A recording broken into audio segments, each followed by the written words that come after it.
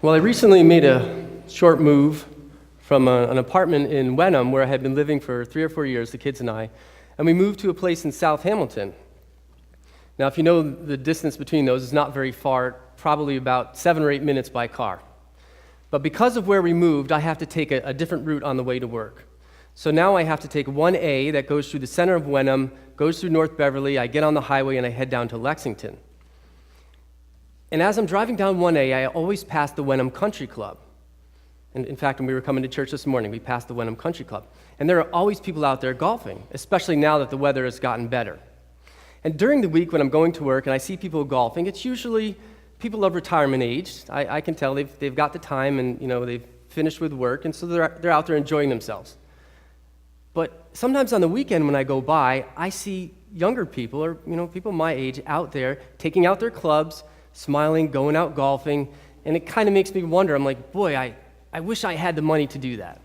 Because I've golfed sometimes in my life. I know it's not inexpensive to do. And I just figure, why can't I be like them? Why can't I have the money to do that? I don't know if you've encountered some of those types of situations yourselves. Have you ever wondered why some people seem to be able to go out to eat all the time? Just drive by the Cheesecake Factory on a Friday or Saturday night and look in the parking lot.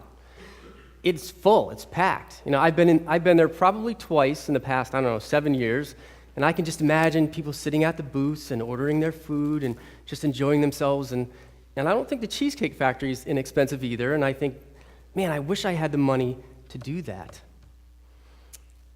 Have you ever looked around when you're driving down the road, maybe on the highway, and just kind of noticed the cars around you? See, I do this every day going to work because I sit in traffic for about an hour. I see BMWs, Mercedes, Audis. Just the other week, the kids and I were driving in North Beverly. I looked in my rearview mirror, and I saw this car. I'm like, what is that? And as I got closer, I noticed it was just a modern-day Rolls Royce. And it kind of made me look down at my used Corolla, and I was thinking, it's not a bad car, but boy, it sure would be nice to upgrade to one of the vehicles I see around here.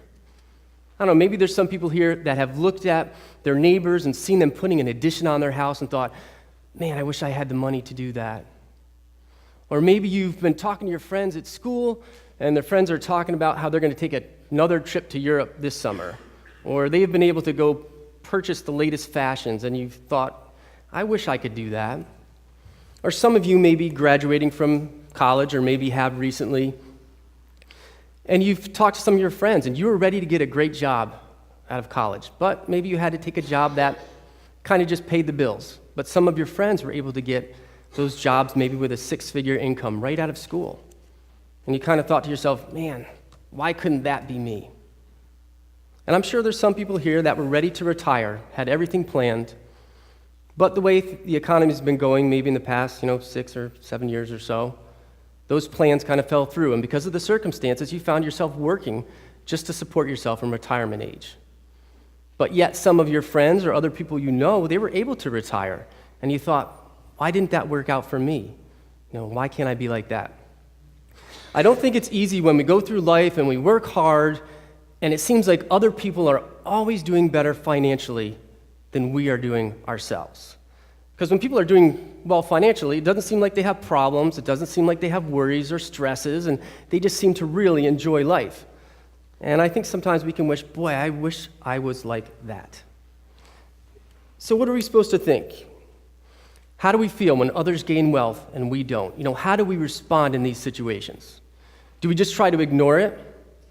Just go on with life? Do we try to pretend like it doesn't really matter to us when it probably does? Do we get upset at God and say, this just isn't fair? How come my situation didn't work out? I think we can respond in all of these ways. But my guess is that would be pretty unsatisfying. It would just leave you kind of bitter and resentful towards the people you know, or possibly towards God. But things might look different if we looked at these situations through a different lens, if we had a different perspective. And that's really what Psalm 49 is about today. It presents this really interesting perspective on wealth and prosperity. It's probably a perspective that most of us don't think about. Although it's very well known to us, it's common, it's easy to understand. But as I found out preparing for this message, as I just studied and looked at the words of this psalm and looked at this perspective, I thought, boy, if I could look at wealth and prosperity the way the psalmist does, that would just change the way I live, literally every day. So I'd like to say our challenge for this morning is, can we be willing to actually listen to the words of the psalm and not listen as in just hear it, but really try to gain some understanding? I think if we do that, we can walk out today with a totally different perspective on wealth and prosperity, a perspective that will actually free us to live the life that God really intended for us. So let me read verses 1-4 again. Hear this, all you peoples. Listen, all who live in this world, both low and high, rich and poor alike. My mouth will speak words of wisdom. The utterance from my heart will give understanding. I will turn my ear to a proverb. With the harp, I will expound my riddle. I just want to stop there for a second. This is kind of interesting.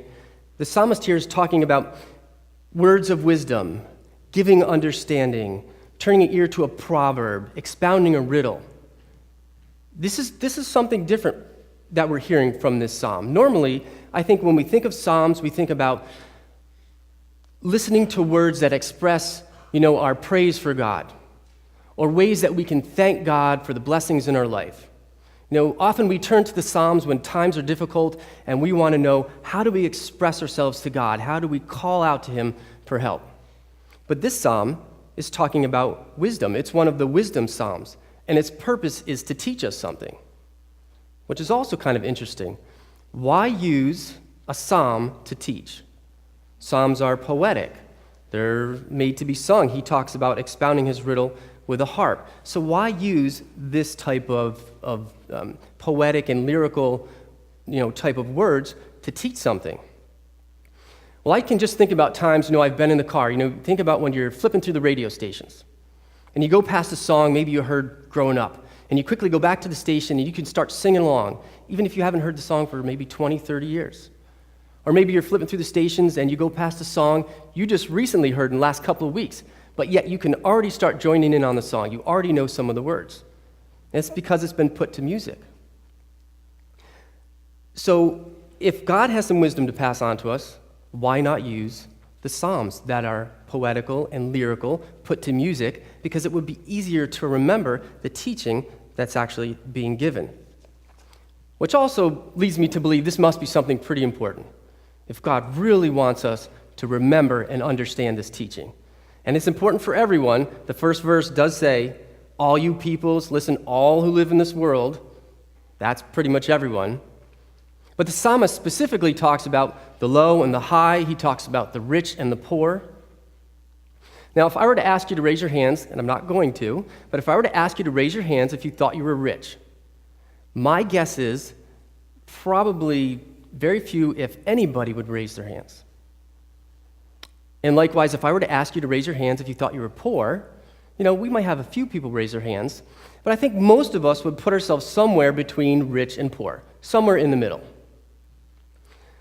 But I think we have to admit that living in this country, yes, there are people that are poor. And yes, there are a lot of people that are struggling to make it in life. But most of us, I think we can admit, most of us have more than enough to sustain us. And compared to pretty much the rest of the world, we really are rich indeed. So I think it's just good to keep that in mind as we go through the psalm. Well, the psalmist continues, and he brings out this riddle that he's going to expound. And he says, "Why should I fear when evil days come, when wicked deceivers surround me, those who boast in their wealth and boast of their great riches?" Now, that's a good question. Why should we fear? Why should we fear? I think we can think of a lot of reasons why we should fear. When we see other people doing well in life, don't you just sit there and think, oh my goodness, am I missing out on something? Look at what they're doing. Look how successful they are. And we look at our own life and think, I must be missing out. Maybe you think, I'm in the wrong job. I picked this job because I like it, but look how successful they are in their job. Maybe I just chose the wrong thing to do. Maybe we think no one will respect us for what we're doing because of our choices in life, and if we're not successful. They'll respect someone else, but our family member and friends, maybe they won't respect us as much. And maybe we think if we just had a little bit more money in our paycheck each month, then things would be that much better, just to get to that next level of economic stability. I think it's very easy to look around, we can all do it, and see people that are doing better than we are. And life seems more enjoyable, less stressful, and just easier. And we think, why can't that be me? But I think the psalmist might have thought of all this stuff, but jumps right past it to the thing that is most valuable for every person that lives on this world, and that's life itself. So in verse 7, the psalmist says, "No man can redeem the life of another or give to God a ransom for him." And he continues, "The ransom for a life is costly. No payment is ever enough that he should live on forever and not see decay." So wealth can buy a lot of things in this world. But there's one thing it can't buy, and that's more time on this earth. Doesn't matter how much money we have, doesn't matter how much money someone else has, it will never be enough to buy life. And we know that's true because it's plain to see. That's just how life is. The psalmist continues in verse 10, "For all can see that wise men die, the foolish and the senseless alike perish, and leave their wealth to others. Their tombs will remain their houses forever, their dwellings for endless generations, though they had named lands after themselves. But man, despite his riches, does not endure. He is like the beasts that perish." How's that for a perspective on wealth? I mean, you think about it, it's true. All people die. Doesn't matter if you make good choices in life, doesn't matter if you make bad choices, it doesn't matter if you don't think about your choices. Everyone is going to die someday. There is not one person that has lived on this earth that has been able to escape death through their wealth. Not one person. And it's the same for all of us here. No matter what we have, it won't keep us from experiencing death. And besides that, everything we do have, it's going to end up belonging to someone else anyway. So we might have gathered up all this stuff, and we can't take anything with us. We can't take our house, can't take a car, you can't take bank accounts, furniture, appliances, jewelry. You can't even take that toothbrush that is in your medicine cabinet in your bathroom. Nothing. You can take nothing with you. Now, this really shouldn't be a shocker to any of us. We all know this is true. We see it in life. It's just that we really don't like to think about it until we're forced to. Just this past week, I had to go to a funeral for a family member. She was 94 years old, had lived a good life, and I went to upstate New York, grew up Catholic, so this funeral was done in the Catholic tradition. And if you know about that tradition, the night before the funeral, they have what they call a wake. It's kind of like a viewing. And they'll have the deceased person's body in the coffin, and they'll have half of the coffin open, so you can see the person kind of from the waist up. And they're very peaceful looking, and it's decorated nice with flowers and nice material there. And then the morning of the funeral, everybody comes back to the funeral home, has one last goodbye, so they still have it set up the same way, and then everybody goes to the cemetery, and then they bring the casket there, and they do the burial. Well, for the first time, I was asked to be a pallbearer. I had never done this before. And so the morning of the funeral, we're there, and everybody leaves to go to the cemetery, but I had to wait behind with a bunch of other guys. And I just stood back and watched as the funeral director respectfully kind of took the flowers off, folded in some of the material in the coffin, took out this little metal crank, I'd never seen this before, and kind of cranked down this platform in the coffin that lowered the person's body and was closing the lid. And as I was sitting there, I couldn't help it, but I just wanted to say, no, you can't close it yet. She still has to come out, because she looked so peaceful. And I had never seen that part of it. So we closed the lid, and they locked the lid, and then we took the coffin and brought it to the hearse and went to the cemetery. Seeing that, when you're in those types of situations, you can't help but say, does all this material stuff really matter? And I can see that in the end, this is where I'm headed as well. This is the end for everybody. Now, admittedly, that can seem kind of morbid. It can seem depressing. But the psalmist at this point, he makes an important point. He says, this is the fate of those who trust in themselves and of their followers who approve their sayings. They'll end up in the grave with nothing. And why is this their fate? Because they trusted in their wealth, a wealth that couldn't give them the security that they thought it could throughout their life. If we don't think about death, if we never do that, We'll be so focused on the life that we're actually living that we're going to think that this life is going to go on day after day after day. And when we just focus on this life, it's very easy to start trusting in the things of this world. But that's a dangerous path to follow. And the psalmist tells us that. He starts in verse 14. Like sheep, they are destined for the grave, and death will feed on them. The upright will rule over them in the morning. Their forms will decay in the grave, far from their princely mansions. So the path of those who trust in their wealth is like these sheep that are headed out to a pasture. They think they're going to get life-giving food, and in the end, he says, death will feed on them. It's very ironic. And those who trust in their wealth build these princely mansions. But yet, when they die, where are they going to be? They will be in a box in the ground, just like everyone else. Wealth can't deliver what we think it can deliver, and it's a problem when we misplace our trust, when we put our trust in wealth. But instead, we can put our trust where it will deliver. We put our trust in God. And the psalmist says in verse 15, "But God will redeem my life from the grave. He will surely take me to himself." So for those of us who trust in God, there's hope. This is not the end. Although death comes to us all, we don't have enough money to ransom our lives, God can do this for us. In fact, he already has. He did it in the person of Jesus Christ. That gives us a hope that no wealth can buy.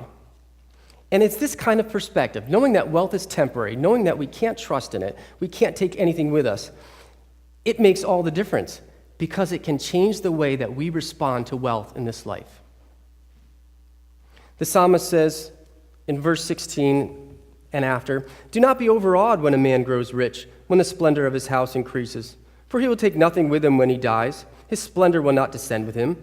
Though while he lived he counted himself blessed, and men praise you when you prosper, he will join the generation of his fathers, who will never see the light of life.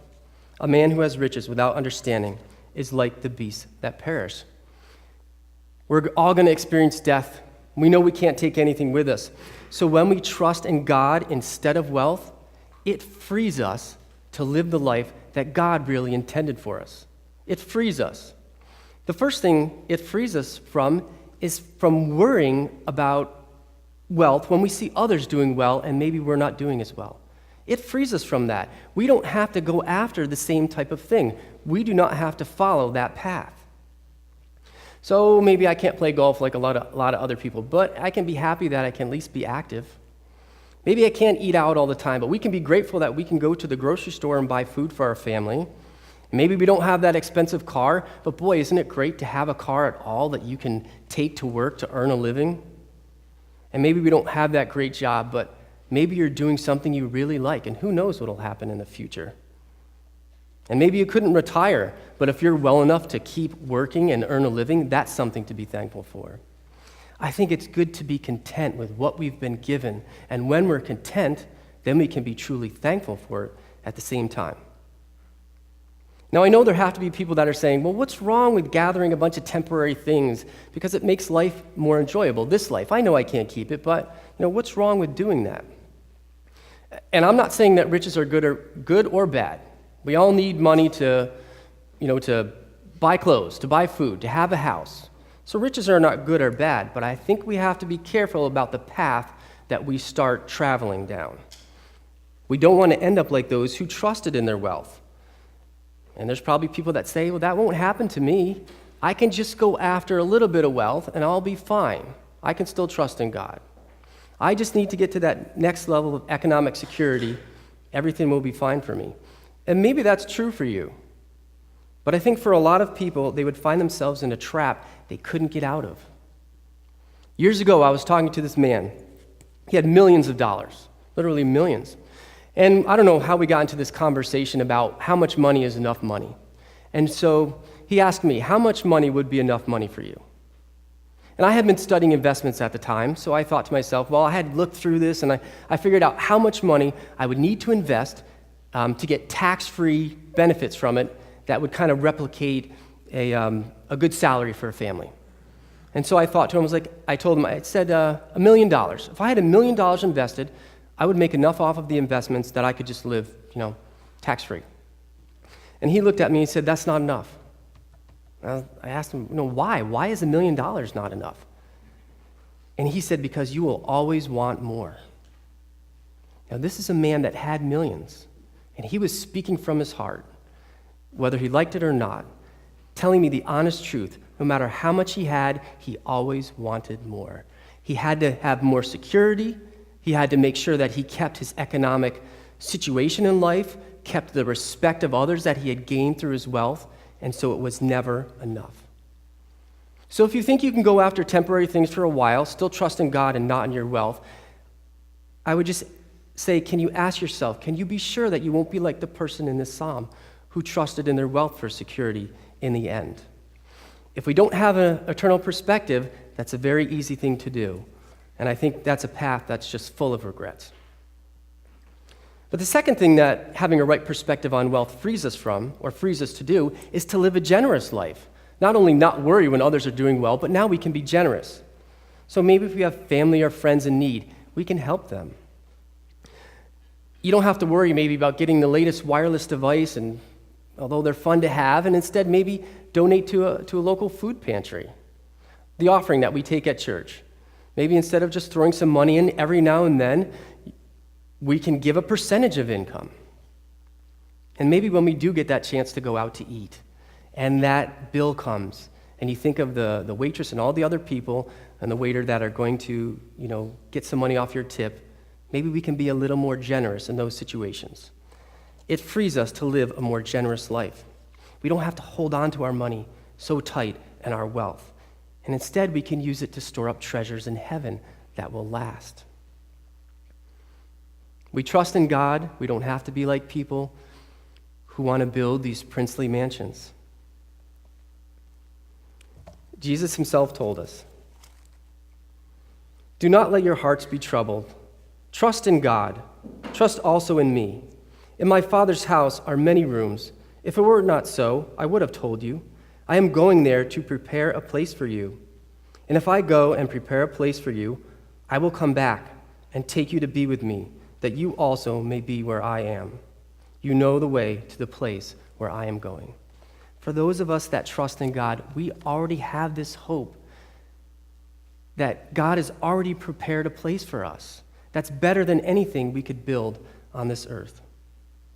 So instead of trusting in our wealth and spending our lives trying to gain wealth, we can spend our lives being generous. Instead of trying to find security in the things of this world, we can find our security in God. We can trust in God. Because when we trust in God instead of wealth, it frees us from these worries. It frees us to live a generous life. After all, we follow a carpenter from Nazareth who died with no money to his name. In fact, the clothes he wore to his execution were even gambled away. And yet Jesus, who was poor in the eyes of the world, he gave us the one most valuable gift that money can't buy, and that's life itself. Let's pray. Father, we are so thankful for everything that your word teaches us. Thank you that it gives us this perspective on wealth, Lord. Help us not just to seek after temporary things, but to always have that eternal perspective. Please, Lord, free us so that we can live a life free from the worries of chasing after wealth, and help us to live a generous life, Lord, placing our trust in you, knowing that our hope lies in Jesus Christ alone. And it's in his name that we pray. Amen.